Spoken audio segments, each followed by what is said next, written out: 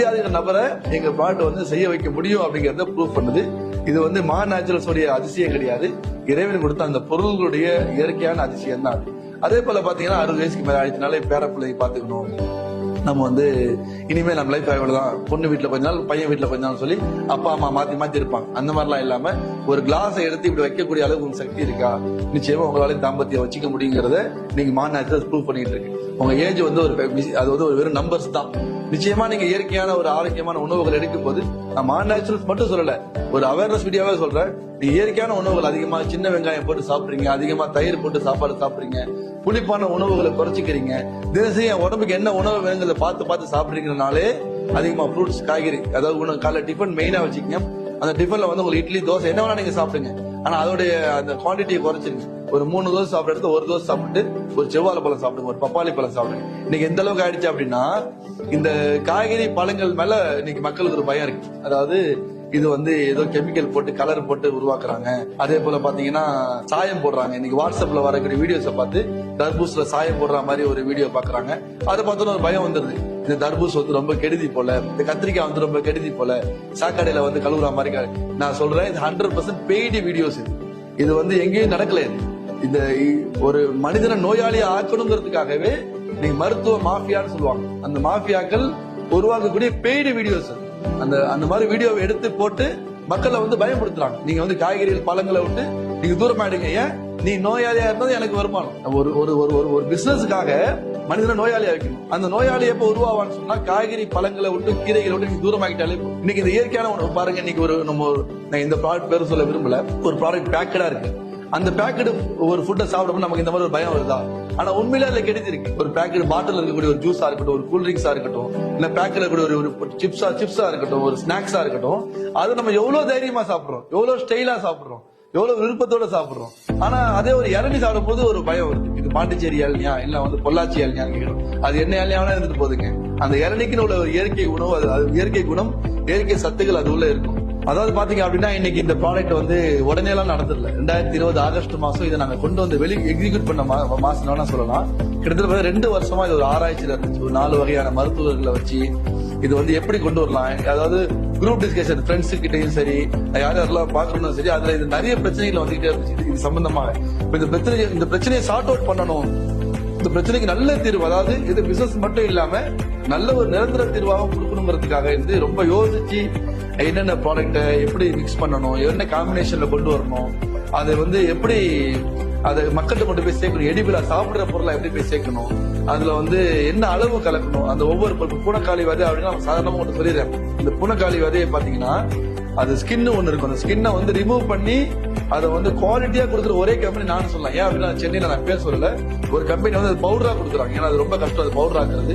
First அது ஸ்கின்னை peel off பண்ணிட்டு அதுக்கப்புறம் அதை வந்து காய வச்சு அதை வந்து பசும்பால் எல்லாம் ஊற வச்சு பல ப்ராசஸ் இருக்கு. அதுல நாங்க என்ன பண்ணுவோம் அப்படின்னா ஃபர்ஸ்ட் நான் கேட்டேன், இந்த பவுடராவே எங்கேயாச்சும் வாங்கிடலாம்னு சொல்லி கேட்கும் போது சென்னையில ஒரு இடத்துல வந்து, அதாவது மத்திய சென்னையில அங்க போய் ஒரு பவுடரா விற்கிறவர்கிட்ட போய் கேட்டேன், சார் இது பவுடரானா இந்த மாதிரி எனக்கு இவ்வளவு வேணும்னு சொல்லி கேட்கும்போது உடனே தரேன்னாரு. அப்ப டக்குன்னு டவுட் வந்துச்சு, இது எப்படி இந்த ஸ்கின் ரிமூவ் பண்றீங்க சொல்லி கேட்கும். அவர் சொன்னாரு, யார் பை ஸ்கின் எல்லாம் ரிமூவ் பண்ணி அரைச்சிட்டு இருக்காங்க, அப்படியே காய வச்சு அப்படியே அரைச்சிரும் பை அப்படின்னாரு. நல்ல வேலை நான் அவர்கிட்ட வாங்கல. அந்த அளவுக்கு யோசிச்சு இந்த பொருளை சாப்பிடுறவங்களுக்கு எந்த பாதிப்பும் ஏற்படக்கூடாது, சாப்பிடுறவங்களுக்கு ஆரோக்கியம் தான் கிடைக்கணுமே ஒழிய எந்த நஷ்டமும் கிடைக்க கூடாதுன்னு யோசிச்சு நானும் மனைவி மட்டுமே ஆரம்பத்துல வந்து சின்ன லெவல்ல ஒவ்வொன்றுக்கும் ஒவ்வொரு ப்ராசஸ், அதாவது வீட்டுல வந்து முதல்ல அதை காய வைக்கணும், அப்புறம் வறுக்கணும், அப்புறம் அதை வந்து பசும்பால்ல போட்டு ஊற வைக்கணும், அதுக்கு பிறகு அதை கொண்டு போய் அரைக்கணும், ஒவ்வொன்றும் அரைச்சிட்டு வந்து அதை வந்து காய வைக்கணும், மறுபடியும் அதை ஜெலிக்கணும், அதுல வரக்கூடிய அந்த கப்பி எடுத்துட்டு போய் மறுபடியும் சூடு பண்ணணும், மறுபடியும் அரைக்கணும். ஒரு நீண்ட ப்ராசஸ். ஒரு 200 டப்பா 300 டப்பாவை இனிஷியலா நாங்க செய்யறதுக்கு கிட்டத்தட்ட பாத்தீங்கன்னா ஒரு 1 வீக் அளவுக்கு டைம் எடுத்துக்கும். இப்ப கம்பெனி வளர்ந்துருச்சு, ஒரு நாள்ல எங்களுக்கு நிறைய ப்ராடக்ட் வந்து ப்ரொடக்ஷன் பண்ணக்கூடிய அளவுக்கு வளர்ந்துருச்சு. ஆனா ஆரம்ப ஸ்டேஜ்ல எனக்கும் என் மனைவிக்கு வந்து பல நாள், இன்னைக்கு குழந்தைங்க ஹெல்ப் பண்ணும், இந்த மாதிரி நானும் ஹெல்ப் பண்றப்பான்னு சொல்லி இந்த ஜலிக்கிறது, இந்த ஜாதிக்காய் எல்லாம் உடைக்கிறது. ஜாதிக்காயில பாத்தீங்கன்னா நிறைய பூசண புத்து இருக்கும். ஒரு கிலோ வாங்குறோம் அப்படின்னா அதுல 100 கிராம் 150 கிராம் வந்து கண்டிப்பா வேஸ்டேஜ் இருக்கும். அதெல்லாம் ரொம்ப பார்த்து பிள்ளைங்களும் சேர்ந்து ஹெல்ப் பண்ணி சப்போர்ட் பண்ணி, அப்ப எங்க அம்மா உயிரோட இருந்தாங்க, அவங்களும் வந்து வேர்கல்ல படைப்பாங்க, அந்த மாதிரி ஏதாச்சும் ஒன்று பண்ணி நல்ல அப்படி ஒரு சின்ன லெவல்ல இருந்து ஆரம்பிச்ச ஒரு கம்பெனி. ஆனா ஆரம்பத்துல எனக்கு தெரியும் இந்த கம்பெனி வந்து ஒரு பெரிய சக்சஸ் கொண்டு வரும் அப்படின்னு சொல்லி.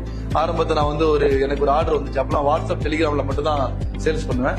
அப்போ ஒருத்தர் ஆர்டர் கொடுக்குறாரு பக்கத்துல, எனக்கு ஒரு 3 கிலோமீட்டர் ரேடியஸ்ல தான் அவர் வந்து ஆர்டர் கொடுக்குறாரு. அப்ப நான் சொன்னேன், இந்த டெலிவரி பார்ட்னர் இருப்பாங்க இந்த டன்சோ சொல்லி, நம்ம ஃப்ரெண்ட் ஒருத்தர் அவர்கிட்ட கூப்பிட்டு நீங்க போய் கொடுத்துருங்க அப்படின்னு சொல்லி அவருக்கு 200 கொடுத்தேன். ஏன்னா பேசிக்கா 200 rupees வந்து அவருக்கு நான் டெலிவரி சார்ஜ் வச்சிருந்தேன். அவர் சொன்னார், பாய் மாதவரம் பாரிஸ்னா என்ன அனுப்புவீங்க, பக்கத்துல இருக்கக்கூடிய ஊருக்கு நீ என்ன அனுப்புறீங்கன்னு கேட்டாரு. இப்போ நான் சொன்னேன், இல்ல நீங்க போய் கொடுத்தாதான் இது ஒரு கம்பெனியா தெரியும், நானே போய் கொடுத்தேன் அப்படின்னா இது வந்து ஒரு ஏதோ வந்து ஓனரே தயாரிக்கிறாரு, ஓனரே கொண்டு கொடுக்குறாரு சொல்லி மட்டமாயிடுச்சு. ப்ராடக்டோடைய அந்த குவாலிட்டி மக்கள்கிட்ட பூஸ்ட் ஆகணும் அப்படின்னா அதுன்னு ஒரு புரோட்டோகால் இருக்கு. நீங்க பரவாயில்ல, உங்களுக்கு 200 தரேன், லாபம் போனாலும் பரவாயில்ல, நீங்க போய் கொடுங்கன்னு சொல்லி அந்த அளவுக்கு. அதாவது ஏன்னா நான் ஒரு 30 பாட்டில் மாசத்துக்கு விற்கும் போது எனக்கு தெரியும் இது கண்டிப்பா வளர்ச்சி அடையக்கூடிய ஒரு கம்பெனி அப்படின்னு சொல்லி. இன்னைக்கு பாத்தீங்க அப்படின்னா thousands of bottles, அதாவது thousands of customers ஒவ்வொரு மாசமும் நாங்க வந்து அவங்களுக்கு சர்வீஸ் பண்ணிட்டு தான் இருக்கிறோம். அதுலயும் அவங்க ஒரு 1000 பேர், ஒரு 10% மக்களாவது எங்களுக்கு வந்து என்ன செஞ்சிருக்காங்கன்னா அந்த லாபத்தை ஓப்பனா சொல்லிடுறாங்க. 90% மக்கள் என்ன செய்யறாங்கன்னா வெறும் முடிஞ்ச அந்த யூடியூப்ல பேஸ்புக்ல மட்டும் கமெண்டா போடுறாங்க வெளியே. எல்லாரும் அதை வெளிப்படுத்துறது கொஞ்சம் யோசிக்கிறாங்க. ஆனா தயவு செஞ்சு அவங்க ப்ராடக்ட் வாங்கி சாப்பிடுறவங்க கண்டிப்பா கமெண்ட் போடுங்க. உங்களை பேச உங்களால காட்ட முடியும், ரிவீல் பண்ண முடியும்னு நினைச்சீங்கன்னா தாராளமா எங்களை தொடர்பு கொள்ளுங்க. உங்களுக்கு குழந்தை பிறந்திருக்கு, என்ன வந்து ஒரு தாம்பத்திய விஷயத்துல நீங்க வந்து ஒரு பரிணாம வளர்ச்சி அடைஞ்சிருக்கீங்க, ஒரு முன்னேற்றம் அடைஞ்சு உங்களுக்கு தெரியுது அப்படின்னா நீங்க சொல்றது மூலியமா நிச்சயமா சொல்றேன், நீங்க ஒரு பெரிய ஸ்கேம், அதாவது பல லட்சங்கள் செலவழிச்சு அதாவது எல்லாமே செலவழிச்சு தனக்கு குழந்தை கிடைச்சாலும் பரவாயில்ல, பாடகத்தாய் மூலியமா தான் குழந்தை கிடைக்கிற மாதிரி ஒரு நிலைமை இருக்கக்கூடிய ஒரு சமுதாயத்தை நம்ம வாழ்ந்துட்டு இருக்கோம். அப்படிப்பட்ட மக்களையும் வந்து இயற்கையாகவே அவங்களால குழந்தை பெற்றுக்க முடியும் அப்படின்னு ஒரு ஆல்டர்னேட்டிவ் ஒரு ஃபுட் இருக்கும்போது அதை கண்டிப்பா உங்களுடைய முகம் காட்டுறது மூலியமாக அது அவங்களுக்கு போய் சேரும். நான் தயவு செய்து இதை வாங்கி சாப்பிட்டவங்க பிரயோஜனம் அடைஞ்சவங்க உங்க முகத்தை காட்டுறதை கொஞ்சம் தைரியப்படுங்க. இதன் மூலியமாக உலகத்துக்கு ஒரு பெரிய உதவி செஞ்ச மாதிரி இருக்கு.